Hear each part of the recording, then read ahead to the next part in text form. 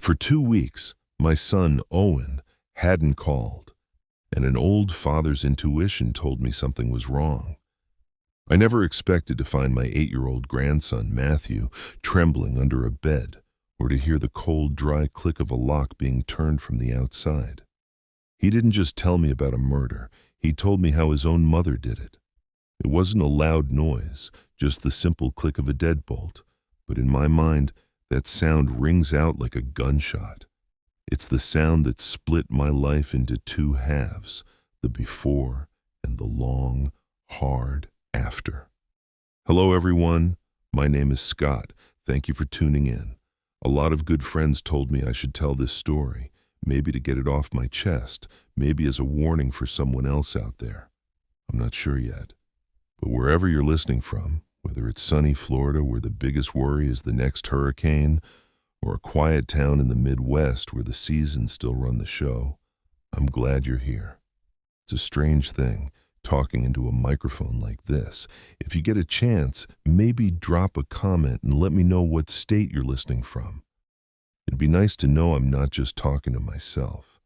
The life of a retired man, a man like me, is built on routines.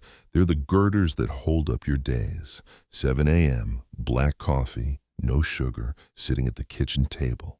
7:30, I open up the Wall Street Journal, check the markets.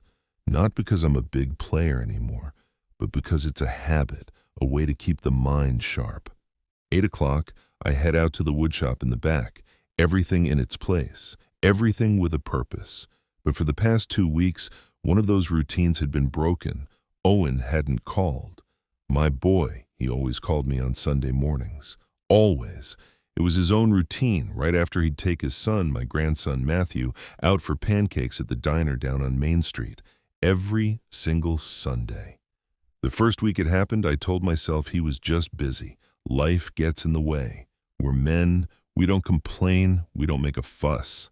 So I ignored the tight, twisting feeling in my gut. I just pushed it down. The second Sunday came and went, and the silence that followed, it started to have weight. It felt like the pressure dropping in the air right before a bad storm rolls in.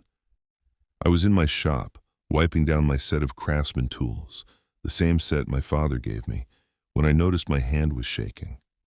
Just a little, but it was there. A woodworker, a man who prides himself on precision, can't have a shaking hand. My gut, that old instinct that's seen me through 60-odd years, was screaming at me that something was wrong. And it wasn't about money or some argument. The feeling was primal. It was about safety. It was about physical harm.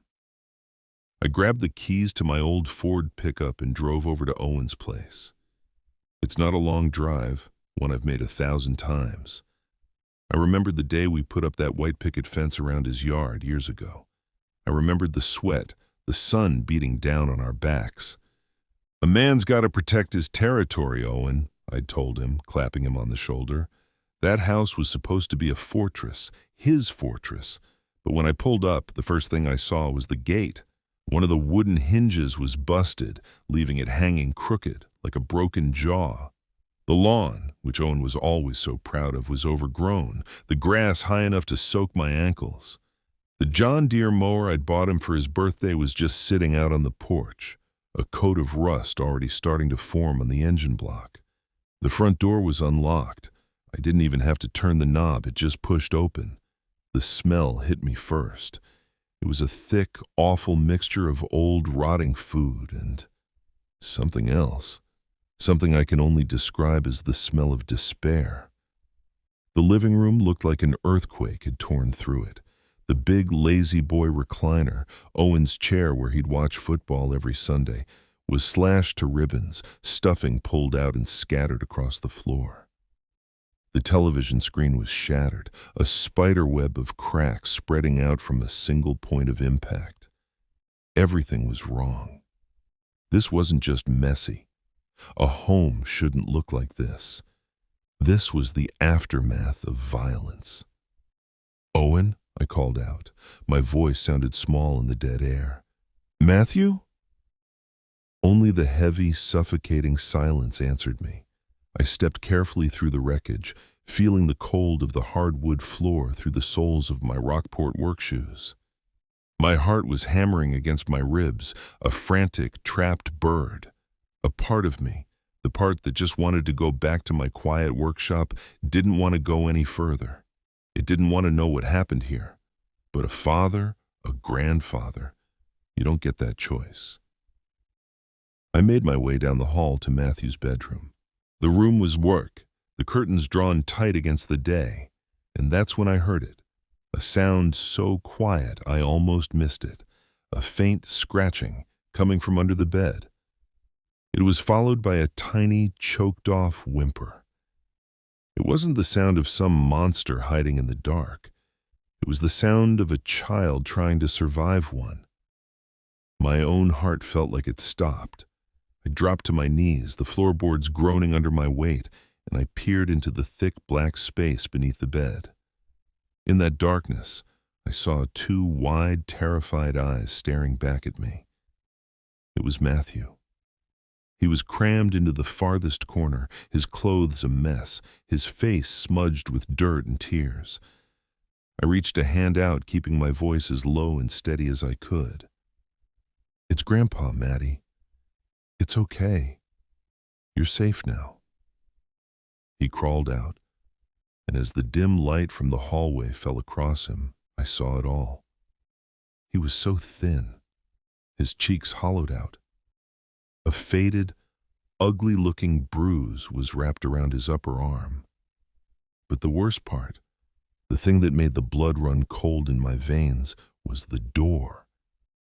On the outside of his bedroom door, someone had installed a new deadbolt, a lock. Someone had locked him in here. "Where's your mom?" I asked, my voice cracking. Matthew didn't say a word. He just shook his head, fresh tears starting to spill down his dirty cheeks. "Where's your dad, Matty? Where's Owen?" He finally looked up at me, his little lip trembling, and he whispered 5 words I'll carry with me to my grave. "Mom and another man. They hurt Dad." "Hurt Dad?" I repeated the words, but my mind couldn't make sense of them. Deep down, though, I already knew. I scooped Matthew up into my arms. He felt weightless, like a baby bird. His whole body was trembling. I carried him out to my truck, buckled him into the passenger seat, and turned the engine over. I had to get him away from here. I had to call the police. As I backed out of the driveway, I took one last look at the house. It wasn't a fortress anymore. It was a crime scene. And my son, Owen, he hadn't just been hurt. I knew it in my bones, the intuition of a father, of a man who's lived more than 6 decades on this earth, told me the truth. He was gone. They had killed him, and I had failed. I had failed to protect him. The physical pain Owen had suffered was now a weight I would have to carry forever. That first night, Matthew didn't sleep. I couldn't either. I set him up in the bedroom that used to be Owen's when he was a boy, the one with the faded baseball wallpaper. I pulled up the old oak rocking chair my wife used to sit in and placed it in the corner of the room. I didn't read or turn on a lamp. I just sat there in the dark, a silent watchman, listening to the house settle around us. Every time I closed my own eyes, the image of him, my grandson, curled up in the darkness under that bed, would flash behind my eyelids. Around 3 in the morning, when the night is at its blackest and quietest, he spoke. His voice was a tiny thing, a whisper that barely disturbed the air. "Grandpa," he said. They were yelling so loud. I didn't have to ask who they were. I knew. I just waited. "They were yelling at Dad," he went on, his voice eerily flat, as if he were reciting something he'd memorized from a book, a story that had happened to someone else. "Mom said, she said Dad was useless. The other man, he was big, Grandpa. He was so big, he pushed Dad and Dad fell on the floor." Each word was a physical blow, a sledgehammer striking my chest. I thought of all the times I'd taught Owen to stand his ground, to plant his feet, to never let another man push him around. But I'd never taught him what to do when the cruelty came from inside his own home, from the person he had built a life with. Matthew wasn't crying. In a way, that was the most terrifying part. There were no tears, just a stream of broken facts spilling out of him like shards of glass. Dad tried to get up, he continued, but the man kicked his leg. I gripped the arms of the rocking chair, my knuckles turning white in the faint moonlight. I could feel the grain of the wood pressing into my palms. I heard a crack sound, Grandpa. It was a funny sound. He paused for a long moment, and I could hear him take a shaky breath. Dad didn't yell, he just looked at me. He looked at me like he was trying to say, "Run." I could see it. I could see the whole horrifying scene play out in my mind. Owen, my son, on the floor of his own home, a bone broken, and the only thing on his mind was the safety of his child. Jessica was there. She saw it all. She let it happen. No, that's not right. She made it happen. Her words were the poison that started it all. She hadn't just attacked my son's body. She had attacked the very core of who he was, his role as a father, as a protector. After Matthew finally drifted into a fitful sleep, I couldn't stay in that room any longer. I went down to my wood shop. This place has always been my sanctuary, the one place on earth where everything makes sense, where logic and order reign. I flipped on the overhead light, and the familiar smell of pine sawdust and machine oil filled my lungs. It's the smell of creation, of building things. On the wall, right where it's been for 30 years, hung the plaque from Owen's Little League team, Most Valuable Player. I remembered that summer, teaching him how to properly hold a bat, how to get his whole body into a throw. I taught him about being strong, about resilience. "Life's going to throw you curveballs, son," I told him. "You've got to be ready to swing back." But I never imagined the curveball would be a fist, a boot. I never imagined it would come in his own living room. I'd given him the tools to build a life, but I'd failed to give him a shield to protect it from being destroyed. The next day, a Detective Miller came by the house. He was a man around my age, with tired lines around his eyes, but a gaze that missed nothing. We sat at my kitchen table, and I poured him a cup of coffee. He got right to the point. "We believe the motive was financial, Mr. Benson," he said, his voice low. "Jessica was the sole beneficiary on Owen's life insurance policy, a substantial one. Responsibility. My son had done the responsible thing, the right thing, the thing a husband and father is supposed to do. He bought a policy to protect his family in case the worst should happen. And that very act of protection, of foresight, had been twisted into his own death sentence. The cruel irony of it was suffocating. It was like forging a hammer with your own hands, only to have someone use it to tear down the house you built. Detective Miller asked about Owen and Jessica's relationship, and I told him what I knew. About the whispers of debt, the arguments that had become more frequent. After he left, I found myself wandering into the garage. I found the old toolbox I'd given Owen when he bought his first house, a full DeWalt kit. I opened the lid. Everything was neat, organized. Owen always took care of his tools. Beneath the top tray of wrenches and sockets, I saw a manila envelope. My hands felt clumsy as I opened it. Inside was a copy of the life insurance policy, and tucked behind it, a single folded piece of paper. It was a handwritten note from my son. "Dad, if anything ever happens to me, use this to take care of Matthew. Don't trust Jessica." The ink was a little blurred, as if a drop of water had hit it, but the message was perfectly clear. Owen knew. He had felt the danger closing in, and he hadn't told me. Maybe he didn't want to worry me.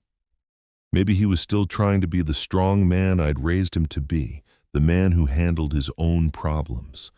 And that silence, that stoicism I had prized so highly, had gotten him killed. That night, sleep was impossible. I kept thinking about my own words, my own lessons echoing through the years. Be a strong man. Handle your own problems. Had those very lessons sealed my son's lips? Had I taught him so much about physical strength that I forgot to teach him how to recognize the danger that doesn't announce itself with a fist, but with a whisper of contempt? The legacy I had wanted to leave was one of self-reliance, of building things that last. But now, that legacy felt like a catastrophic failure. One act of brutal violence had shattered it all. I looked over at Matthew, finally sleeping soundly in the other room, his breathing soft and even. No, my legacy wasn't over. It had just been changed. My job now wasn't to build. My job was to protect what was left, and I would not be silent. Detective Miller arranged to meet me at a small diner on the edge of town. It's the kind of place you can find anywhere in America, the ones with vinyl booths and a coffee pot that's always full, where the waitress has been there for 30 years and knows everyone's order by heart. I think he figured a public place would be easier, would soften the blow somehow. He was wrong.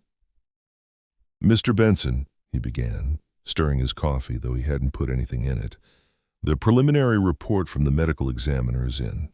I have to warn you, the contents are graphic. You don't have to hear this if you don't want to." I looked down at my own hands, resting on the Formica tabletop. They're builder's hands, calloused and scarred from a lifetime of working with wood. These were the hands that taught Owen how to grip a hammer, how to frame a wall, how to defend himself. I'd taught him to be tough, to face things head on. How could I turn away now from knowing what his enemy had done to him? How could I not bear witness?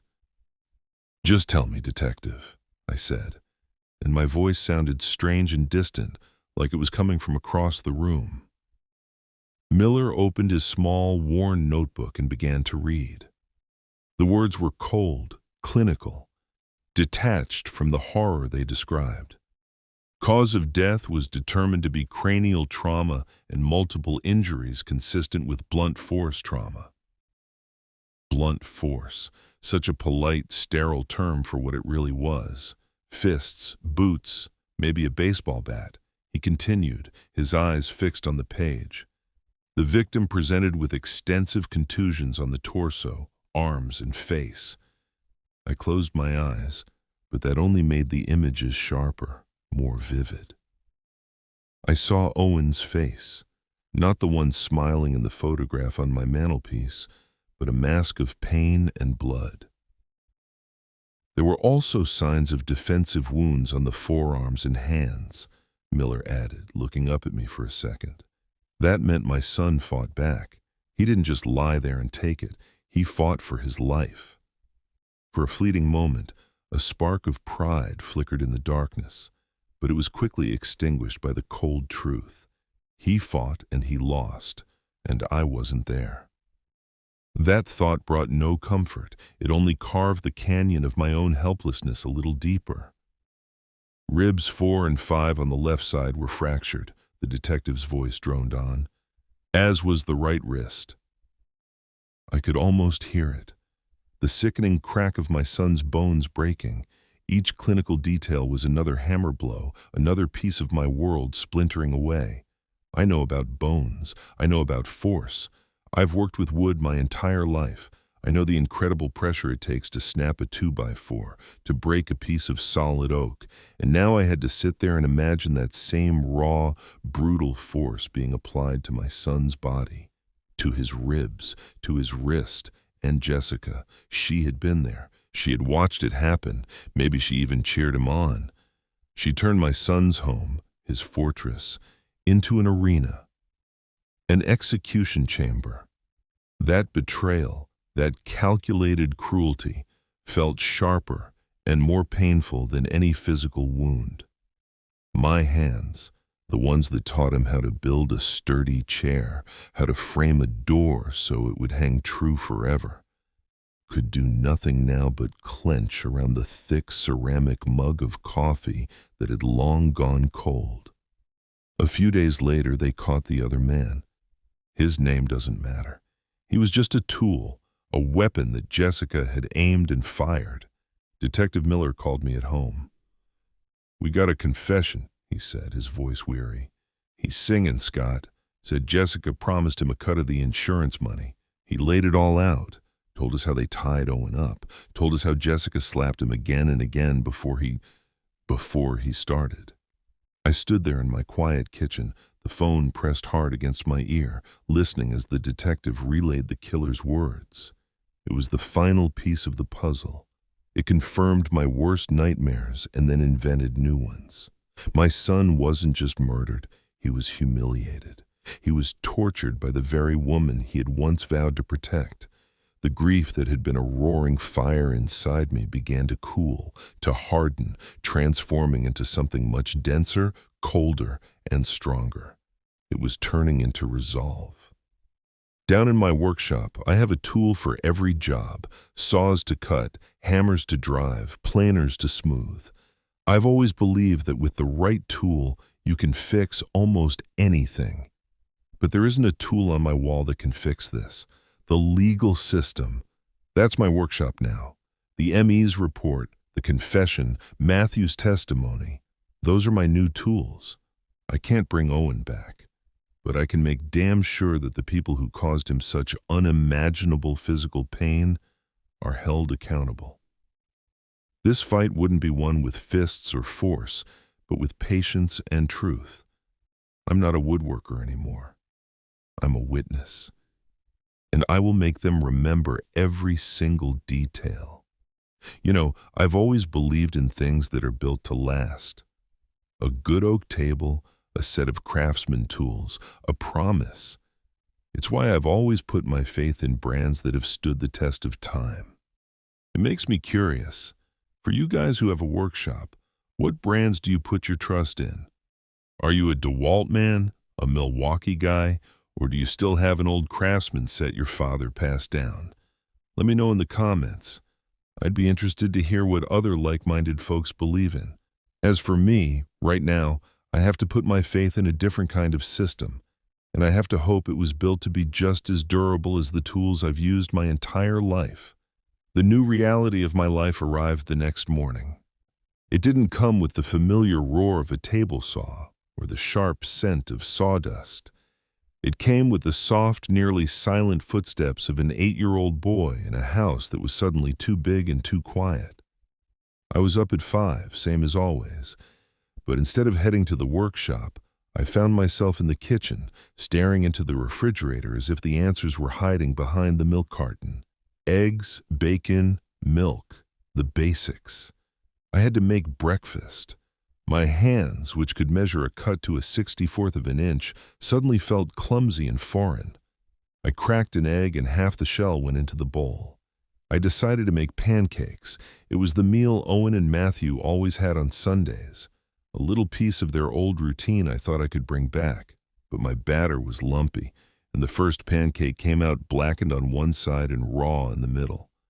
I stood there over the stove, a man who had built an entire house from the foundation up, utterly defeated by a simple breakfast. But the days were manageable. It was the nights that were the hardest. I'd moved Matthew into Owen's old bedroom, thinking the familiar space might comfort him. But every night, like clockwork, it would happen. Around 2 a.m., the scream would tear through the silence of the house. It wasn't the cry of a child scared of the dark. It was the sound of a soul reliving an unimaginable horror. The first time it happened, I bolted into the room to find him sitting straight up in bed, his eyes wide open but seeing nothing. His arms were flailing, as if he were fighting off an attack. Don't hit Dad anymore!" he screamed into the darkness. I sat down on the edge of the bed and wrapped my arms around his small, trembling body, pulling him close. I didn't know what to say. Words of comfort have never been my strong suit, so I just sat there, holding him. My silence and my presence the only shield I could offer. In the daylight, Matthew slowly grew accustomed to having me around, but his own silence was a heavy blanket over the house. He never spoke of what happened again. He would just sit on the living room floor for hours with his Lego sets, building intricate towers, and then, without a word, smashing them to pieces. The child psychologist we started seeing said it was his way of trying to control a world that had spun violently out of his control. I spent my days just being with him. We'd walk to the park down the street. I'd push him on the swings, the rusty chains groaning with each arc. After about 10 minutes, a sharp, familiar pain would start to burn in my lower back. Later, when I bent down to pick up a toy truck he'd dropped, my knees screamed in protest. The cruel irony settled in my bones. Right at the moment in my life when I needed the most strength, my own body was a constant, aching reminder of its slow decline. I was everything Matthew had in the world, but I was just an old man with a bad back and a broken heart. One afternoon, we were sitting at the kitchen table. I was just watching him draw, the scratching of crayon on paper the only sound in the room. Suddenly, he pushed a finished picture across the table to me. It showed two figures, one tall and one small, holding hands. The tall figure had white hair and was wearing a red and black flannel shirt, identical to the old LL Bean I had on. "That's you and me," Matthew said, his voice barely a whisper. They were the first words he had spoken to me voluntarily that weren't wrenched from a nightmare. I looked down at my own hands, the map of my life written in their scars and calluses. I'd always thought their value was in their strength, in what they could build and fix. But maybe, just maybe, their true worth now was in their gentleness, in their ability to hold a small hand that needed shelter from the storm. To break the monotony, I decided we needed to get away. It wasn't a plan, just an impulse. I filled up the tank of the Ford, and we just drove. It's what the men in my family have always done when they needed to clear their heads. Just get on the road. We didn't have a destination. We ended up at a roadside diner a couple of counties over and had cheeseburgers and milkshakes. I watched as some of the tension left his small shoulders. For the first time in weeks, he looked like a little boy again, not a silent witness. I realized this might be the most important work I could do for him now, creating new memories, however small, to pave over the horrific ones. It makes me wonder, for those of you listening, have you ever found that a short, unplanned road trip was the best medicine for the soul? I'd love to hear about your most memorable drive in the comments. That evening when I was tucking him into bed, he didn't pull away. He held on to the sleeve of my shirt. "Can you stay, Grandpa?" he asked. I pulled the old oak chair next to his bed, just as I had every night before. But this night, there were no screams. There was only the soft, steady breathing of a child who, for the first time in a long time, finally felt safe. And in the quiet darkness of that room, I understood. My role as a protector had changed. I was no longer a fortress of brick and mortar. I was the creaky chair by the bedside. I was the maker of burnt pancakes.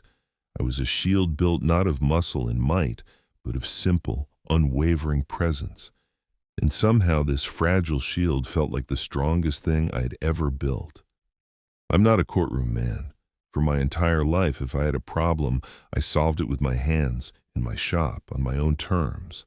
But now, I had to learn a new language, a new world of suits and legal terms and long, silent hallways that smelled of floor polish.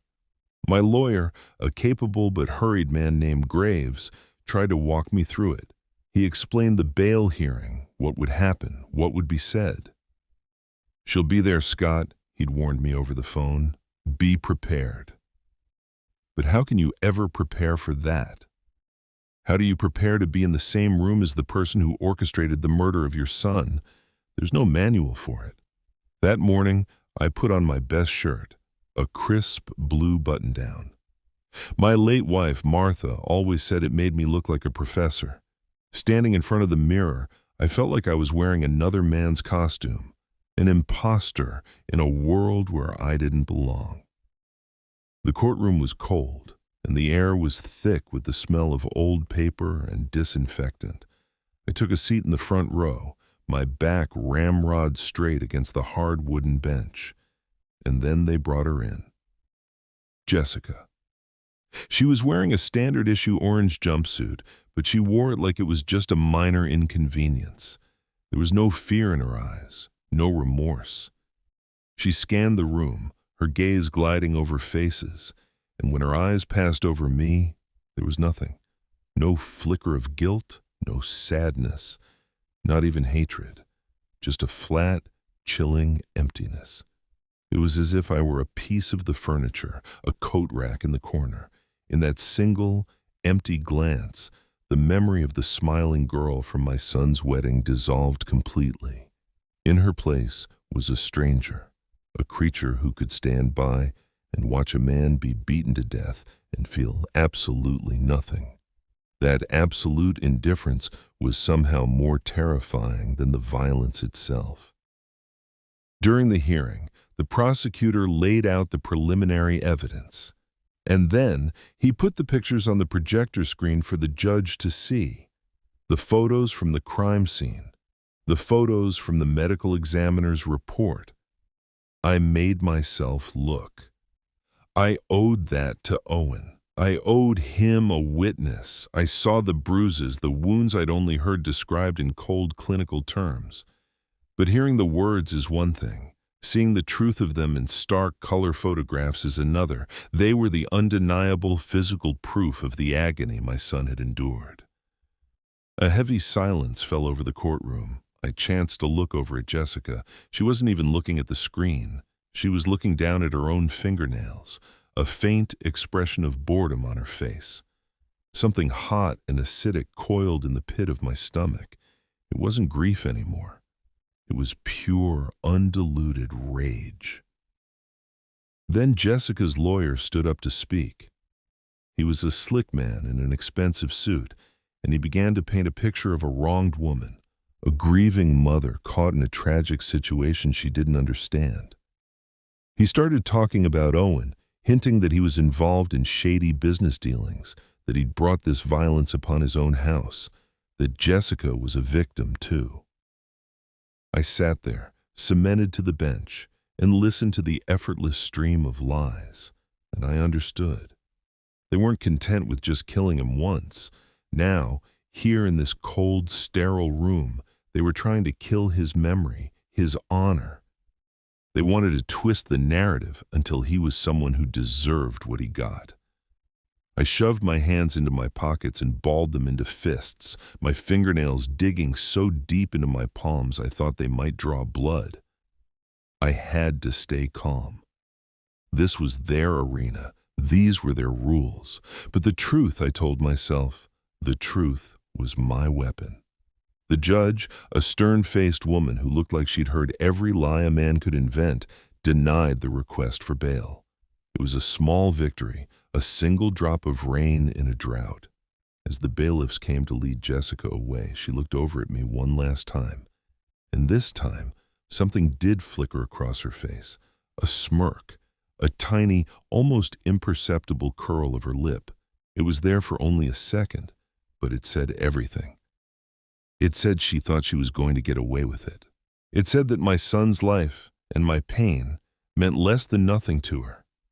That single, fleeting smirk sealed her fate in my mind. There would be no rest. I would follow this to the very end of the earth to make sure that look was wiped from her face forever. I walked out of the courthouse into a cold, drizzling rain that had started to fall. It suited my mood perfectly. I didn't feel relief. I didn't feel a sense of victory. All I felt was a grim, cold determination hardening inside me. The world of wood and nails is simple. A joint is either square or it isn't. A board is either straight or it's warped. This world of law and lies wasn't like that. But I knew one thing for certain. The violence had left its physical scars, and her indifference had shown me the true depth of evil. I got into my old pickup truck and blasted the heater, trying to chase the chill from my bones. I had to get home to Matthew. He was the only reason that mattered now. This fight wasn't just for Owen anymore. It was for the future of his son. The prosecutor, a sharp young woman named Diaz, had me come down to her office. She had a way of getting straight to the point that I appreciated. "Mr. Benson, we have a solid case," she started, her hands folded neatly on her large desk. "We have the physical evidence, we have the accomplice's full confession, but the thing that will put her away without a shadow of a doubt is an eyewitness testimony."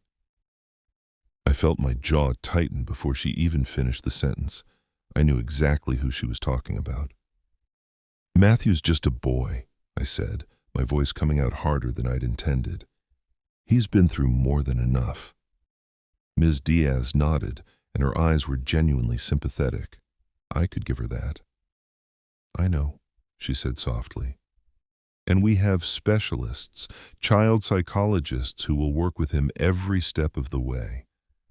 We'll do everything in our power to protect him, but Scott, a jury needs to hear the story from the person who was there.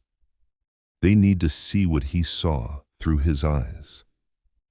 I drove home with her words echoing in my head, bouncing off the inside of my skull. What is the price of justice? Is it worth forcing an 8-year-old child to sit in a room full of strangers and recount the single most horrific day of his life? I walked into the house and saw Matthew on the floor, carefully, meticulously building a tower out of Legos. He was completely absorbed, with that special kind of focus only a child can have.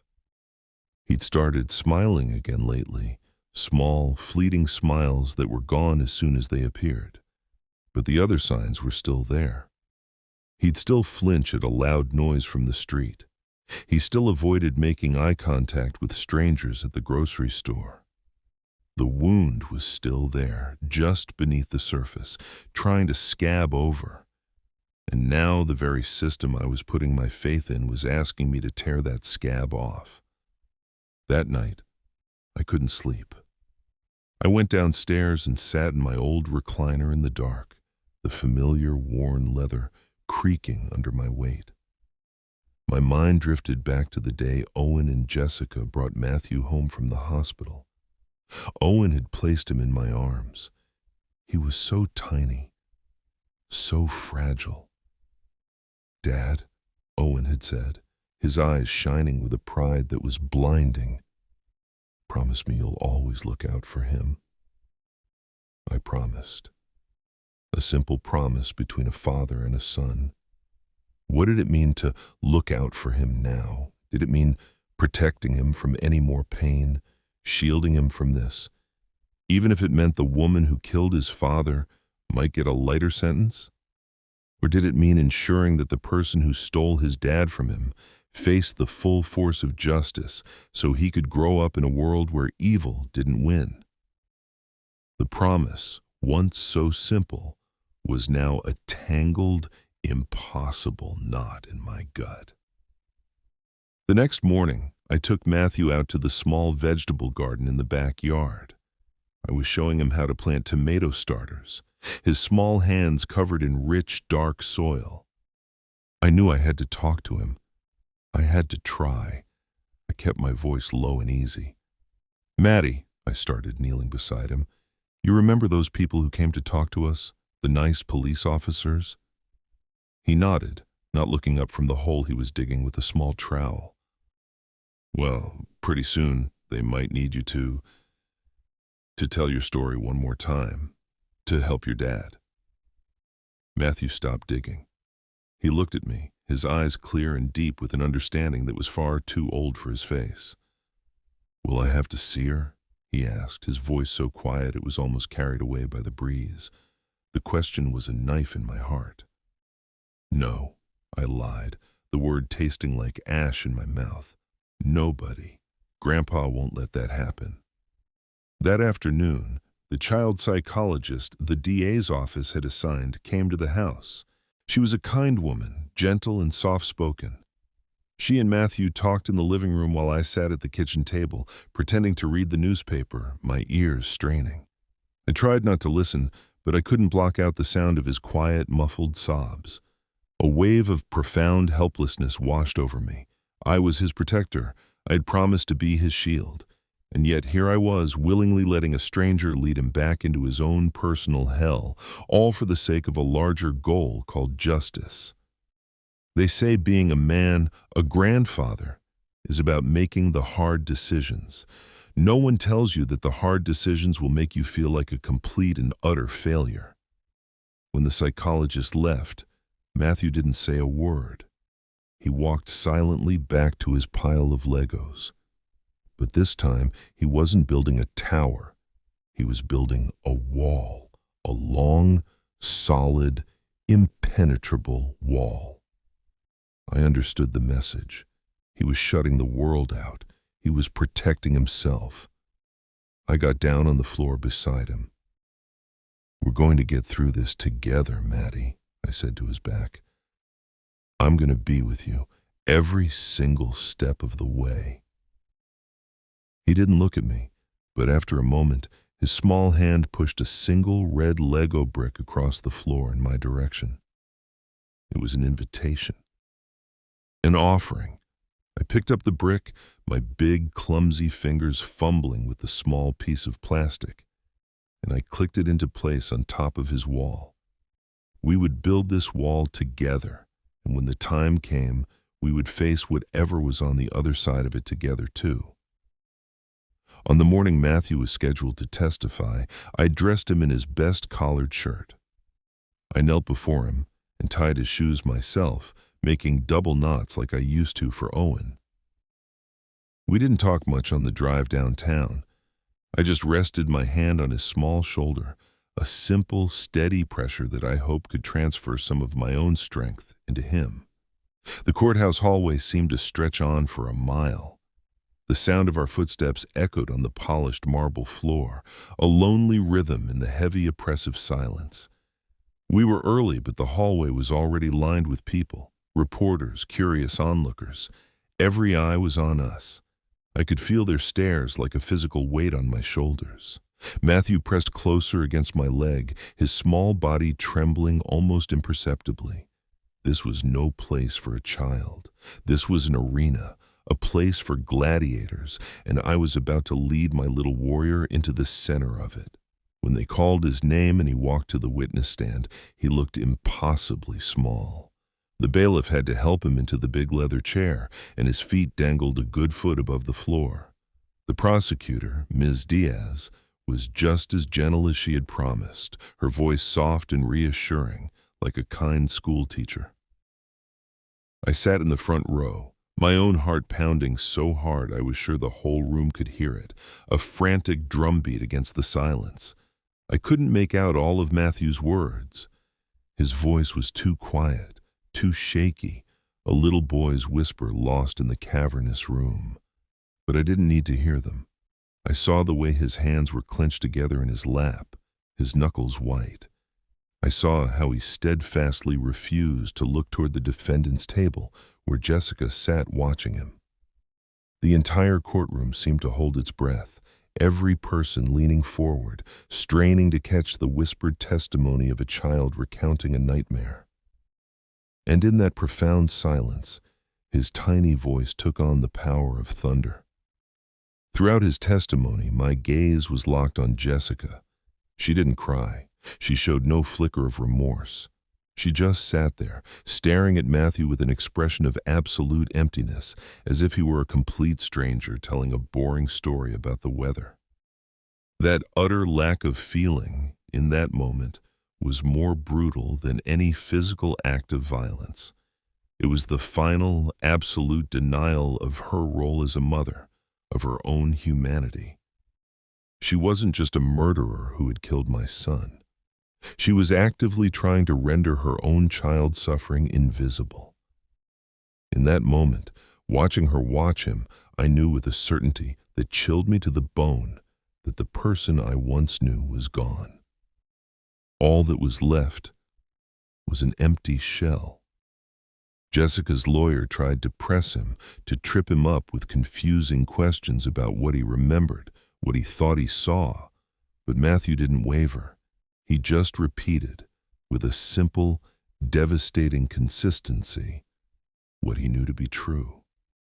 He finally looked right at the lawyer, his small chin lifted. "My dad told me to run," he said, his voice clear for the first time. And for a second, I didn't see my grandson sitting in that chair. I saw my son.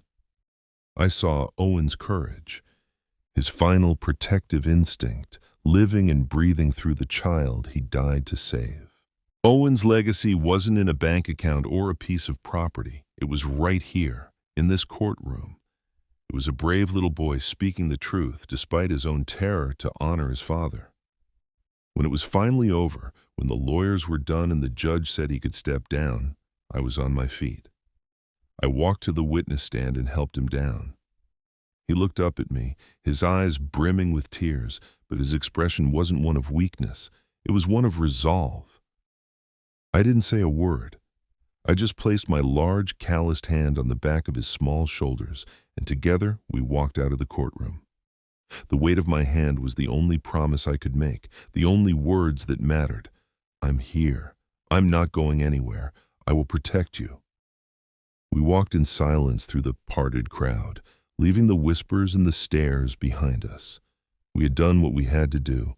The jury didn't take long, just a few hours. The word, when it came, echoed in the quiet room. Guilty. It was a powerful word, but for me, it didn't bring a feeling of victory. It didn't bring joy. It just brought an end. Justice had been served, but it couldn't fill the gaping hole Owen had left behind. As they led Jessica away in handcuffs, she never looked in my direction.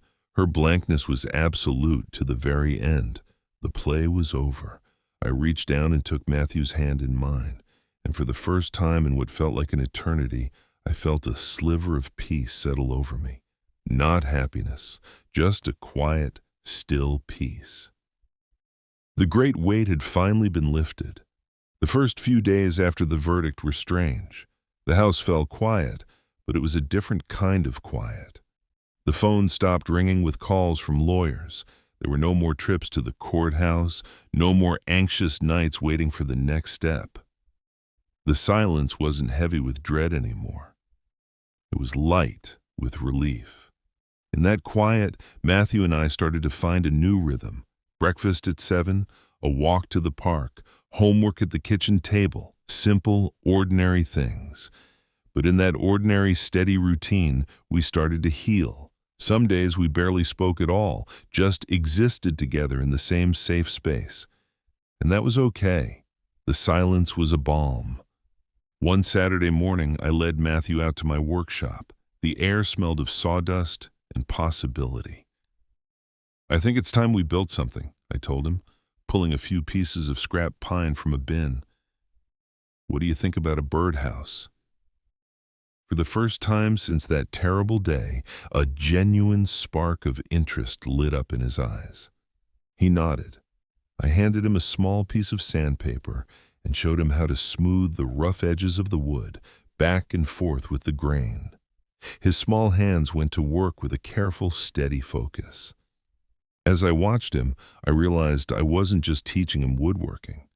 I was teaching him that even from scraps, from the broken pieces left behind, you can still create something new, something useful, something beautiful. We spent the next few weekends out there, surrounded by my tools and the smell of fresh-cut wood. The birdhouse slowly took shape. I let Matthew hammer the final nails himself. I placed my hand over his, showing him how to hold the hammer, how to make the swing straight and true so the nail drove home without bending. My own calloused hands, hands that had framed houses and rebuilt engines, were now guiding a much smaller pair. Matthew looked up at me, his face serious with concentration, and in his eyes, I saw an absolute and unwavering trust. It was in that moment that I understood. My legacy wouldn't be the things I had built for myself. It would be the skills, the values, the quiet confidence I could pass on to him. The hands of a craftsman are not just for labor. They are for teaching, for sheltering, for guiding. When we finally hung the finished birdhouse on the branch of the old oak tree in the backyard, a pair of sparrows came to investigate it almost immediately. Matthew watched them, a wide, genuine smile spreading across his face. And watching him, I felt a profound shift inside me. My whole life, my definition of strength had been about stoicism, about enduring, about never showing weakness. But I was wrong. Strength isn't about never falling down. It's about how you get back up. Strength isn't about bottling up your emotions. It's about having the courage to face them. And strength isn't about shouldering every burden alone. It's about knowing when to reach for another hand to hold. Owen had taught me that in his final selfless act, and Matthew was teaching me that every day in his quiet, remarkable resilience. A few months later, I sold Owen's house. I couldn't let Matthew grow up in the shadow of that place. I went over one last afternoon to clear out the last few odds and ends. The house was empty, professionally cleaned, stripped of all personality. There were no traces of the tragedy that had happened there. It was just walls, floors, and ceilings, an empty shell. I stood in the living room, the very spot where my son had died, and I felt nothing. Not anger, not grief, just a quiet sense of finality. A chapter was closed. I locked the front door for the last time, and I walked away without looking back. That summer, I bought a small used pop-up camper that fit onto the bed of my Ford pickup. Matthew watched me from the back porch as I cleaned it out and stocked it with supplies. "Where are we going, Grandpa?" he asked, his eyes wide with curiosity. "Everywhere," I said, and the word felt right.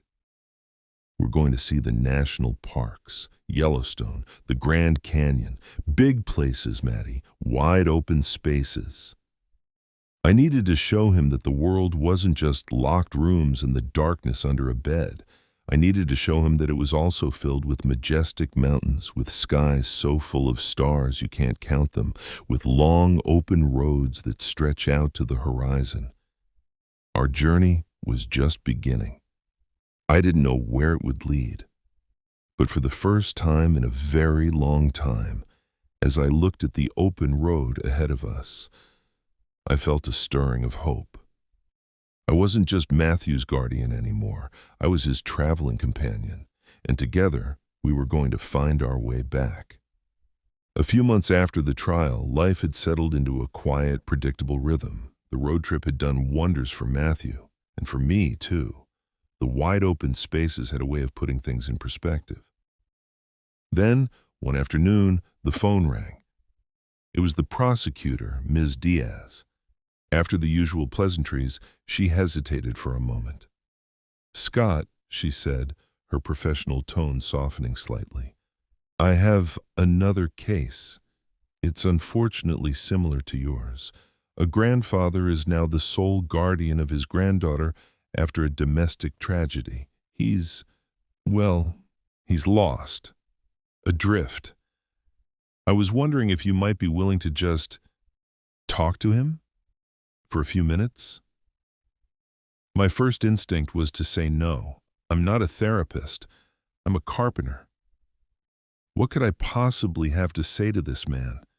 But then I thought back to those first few weeks, to the crushing loneliness, the feeling that I was the only man on earth who had ever had to navigate this specific kind of nightmare. I thought about sitting in the dark, listening for screams, feeling utterly and completely alone. "Send me his number," I said. I called him that evening. The first few minutes of the conversation were painfully awkward.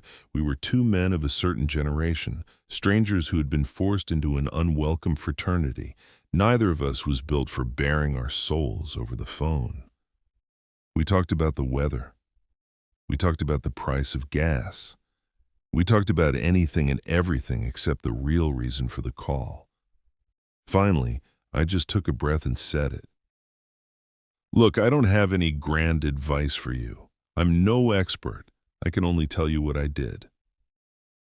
I didn't talk about feelings or grief or trauma. I talked about practical things, tangible things. I told him about making sure Matthew ate 3 meals a day, even when he didn't want to. I told him about the importance of a set bedtime, a routine to hold on to when the whole world has come apart. I told him about the power of just sitting in the same room, in silence, real things, things a man can understand and, more importantly, do. When we were about to hang up, he cleared his throat. "Thanks, Scott," he said, his voice thick with an emotion he'd never name. I just needed to know I wasn't alone." A week later, that same man called me back. He asked if I'd be willing to talk to a friend of his from his VFW post. And then that friend knew someone else. Slowly, informally, without any plan at all, my name started getting passed around. I became a quiet point of contact for other grandfathers, other fathers who'd been thrown into the deep end by unspeakable tragedies. They didn't want pity. They didn't want a therapy session. They wanted quiet recognition from someone who got it. They wanted practical advice. They needed to know that someone else had walked through that same dark valley and was still standing on the other side. I started to realize that my pain, my story, had a value I never could have imagined. It could be a tool, a lighthouse for other ships lost in the same storm. So I started inviting some of them over to my workshop on Saturday mornings. We didn't sit in a circle and share our feelings. We worked. One guy needed help fixing a wobbly kitchen chair his granddaughter used. Another wanted to build a simple bookshelf. We measured, we cut, we sanded, we drilled. And somewhere between the whine of the saw and the scent of fresh pine, amidst the shared, focused work, the stories would just come out. We'd talk about the sleepless nights, about the clumsiness of suddenly having to be both mother and father, about the fear and confusion of dealing with the legal system. We were healing through doing.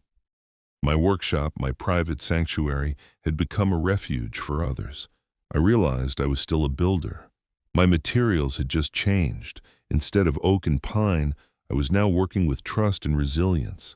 Instead of chairs and tables, I was helping to rebuild lives. Every man who left my shop on a Saturday left with something tangible in his hands, a repaired toy box, a newly framed picture. But my hope was that he also left with something intangible, the feeling that he wasn't alone and the strength to keep going. My legacy wasn't going to be the furniture I left behind. It was going to be this small community we were building together, right here, out of the ashes. Sometimes, at the end of those Saturday mornings, after everyone else had gone home, I'd sit alone in the quiet of the shop. I'd look at the sawdust on the floor, catching the afternoon light, and I'd think about Owen.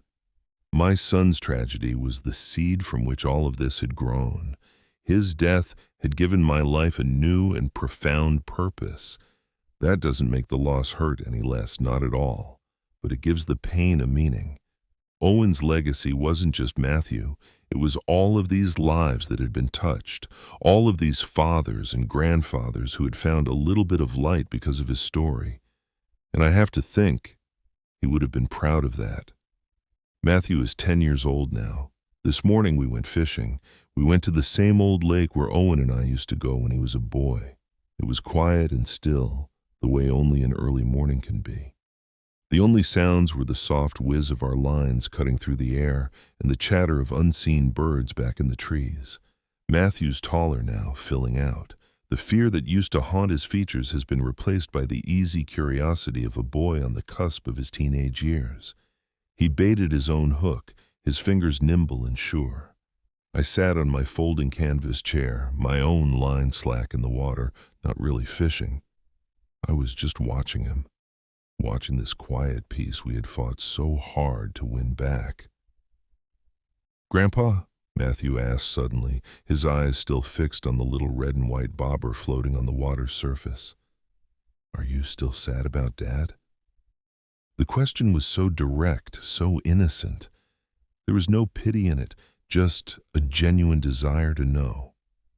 I was quiet for a long moment, looking out at the glassy lake. I'd thought about this a lot. How do you explain to a child and to yourself a sadness that will never truly go away?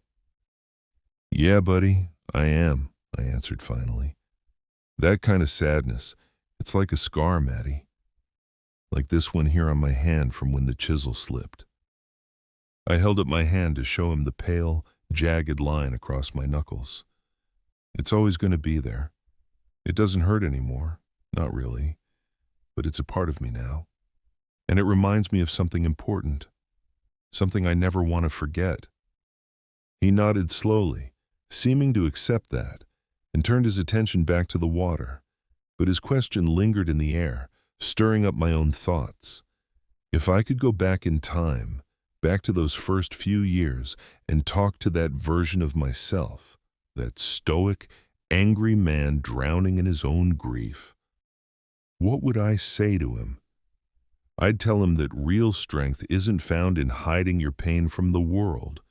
It's found in letting others see it. I'd tell him that leaning on someone else isn't a burden. It's a lifeline. It's how we survive the storm.